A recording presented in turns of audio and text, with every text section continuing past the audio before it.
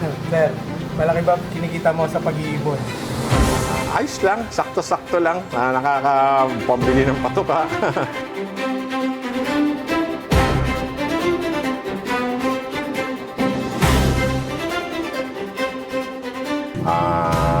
Magandang umaga.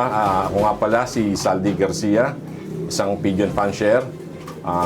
Naglalaro ng Philippine Homing Pigeon Association, PHA, NHPC, APR, BBC.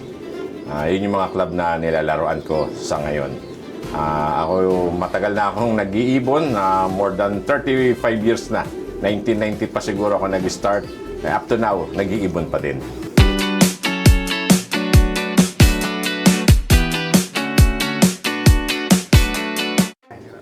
Sir, bilang nag-iibon kayo for over 35 years na, kamusta po yung pag-aalaga ng ibon kumpara dati o sa ngayon?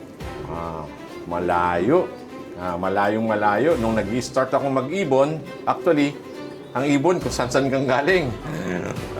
Kay ganito, kay ganyan. Minsan mabibili mo lang sa mga hulo-hulo, yung mga ganyan. Doon ako nag-start. Walang linyada talaga. Nagsubok, naglaro, may nananalo, pero hindi tuloy-tuloy. Sa ngayon, iba. Ngayon. Mga newbie ngayon, basta may pambili, kayang bumili, kahit winner, kaya lang bilhin. Yun ang pagkakaiba ng pag-aalaga nung dati tsaka ngayon. Ngayon, makita mo, bagong fancier lang, bagong nag-iibon lang, pero nananalo agad. Kasi, nagsimula sila ng tama. Nakakuha sila ng magandang linyada, at ang information naman sa pag-aalaga, management, libre lang yan. I-google mo na lang yan, di ba? Kaya, ang laki ng pagkakaiba nung una ako nag-aalaga at saka sa ngayon. Kaya maswerte yung mga bago nag-aalaga ngayon.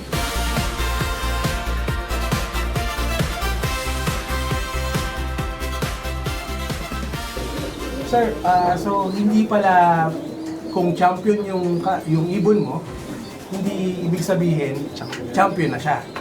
Although, Kumbaga sa mga anak niya, ito anak to ni champion. Yes. So meaning, champion na ba ito? walang guarantee na gano'n na kahit sabihin mo champion yung ibon mo, mag-aanak ng champion. Walang gano'n. Talagang susubukan mo pa rin para malaman mo.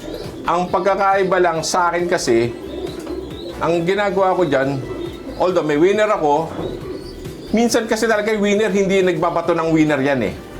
Hahanapin mo sa mga kapatid kung sino yung magpapasa ng genes ng winning genes na tinatawag. Kahit sabihin mo magkakapatid yan, hindi lahat din magpo-produce. Hahanapin mo kung sino yung producer talaga. Yun, dun ka dun yun ang paramihin mo. Although meron talaga, minsan sa winner, sa anak hindi maglalabas ng winner. Pero yung inanak na winner na yon, gawin mong breeder, minsan dun naman din naglalabas ng mga winner.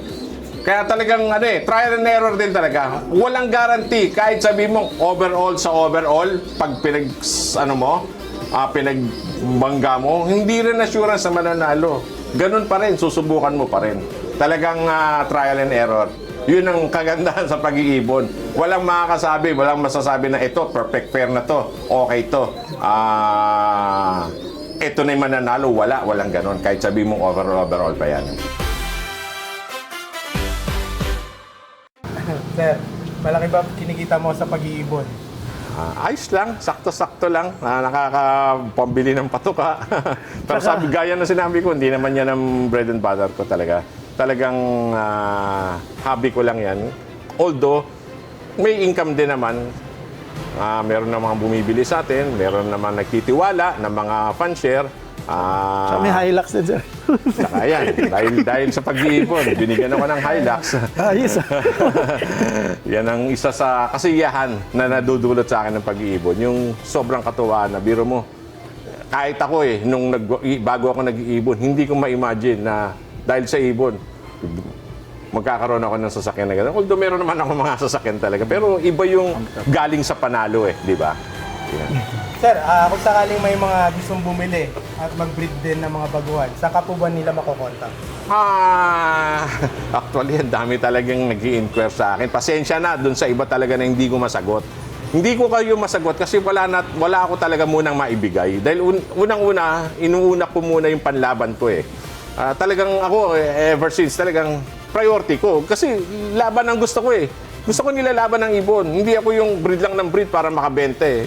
Unahin ko muna yung breed ko na panlaban ko. Then after, kung may matira, mga excess young bird, doon, i-out ko yon. Pero sa ngayon talaga, kaya hindi ko masagot yung iba, wala pa muna akong ma-out na ibon muna. Sa lahat ng nandito, siyempre yung pinagmulan, sibulan. Kung sa mga linyada ko na ginagamit ko yun, may dugo na rin sila nun. Pero perfect na hawak. Basta kung ano yung feel mo na conveniente sa ibon, yun ang gagawin mo.